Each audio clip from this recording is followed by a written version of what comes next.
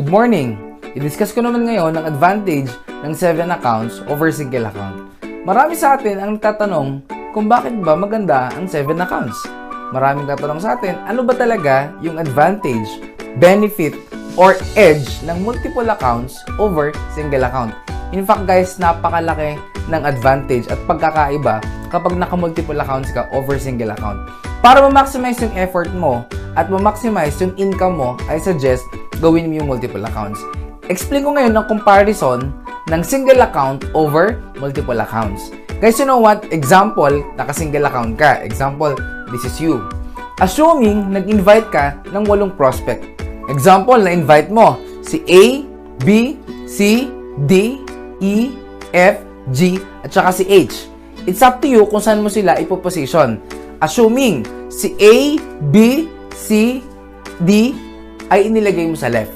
Okay? Para balance.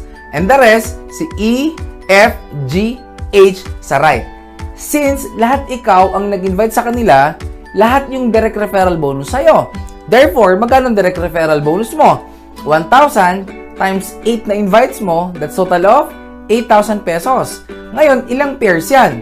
That's 1, 2, 3, 4. Ang match sales bonus mo is 4 times 2,000 pesos. The good news is another 8,000 pesos. Therefore, ang total na kinita mo kapag naka-single account ka, having your 8 invites or 8 downlines, kumita ka ng total of 16,000 pesos. Well, sounds big, pero ito yung maganda. Paano naman kung naka-7 accounts ka? Paano naman yung magiging positioning at kung magkano magiging income mo?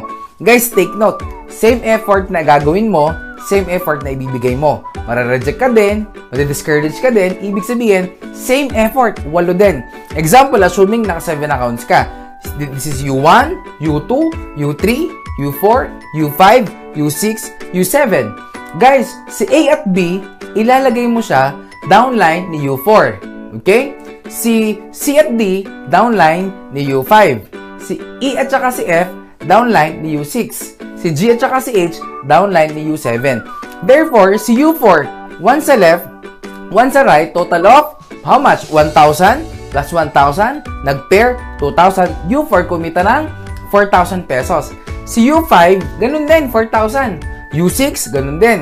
U7, 4,000. Therefore, U4, 5, 6, at 7, kumita ng total of magkano? That's total of 16,000 pesos. Magkano naman ang kinita ni U2? Nag-pair sa kanya sino? Si A at saka si D.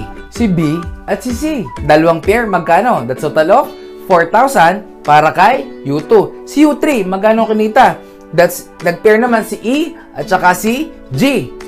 Si F at saka si H. Magkano kinita ni U3? That's total of another 4,000. So, 8,000 na agad yung dalawang accounts. Guys, the good news is, yung top account, magkano kinita? Ilang pair yon? That's 4 pairs. How much is that? 4 times 2,000, total of 8,000. Magkano ang total na kinita kung naka-multiple accounts ka or naka-7 accounts ka? Total of 32,000 pesos. Guys, imagine, doble ang kinita mo kung naka-multiple accounts ka over single account. Kaya guys, kung seryosohin mo lang din ang business, huwag kang papayag naka-single account ka. I-maximize mong income mo by having your 7 accounts.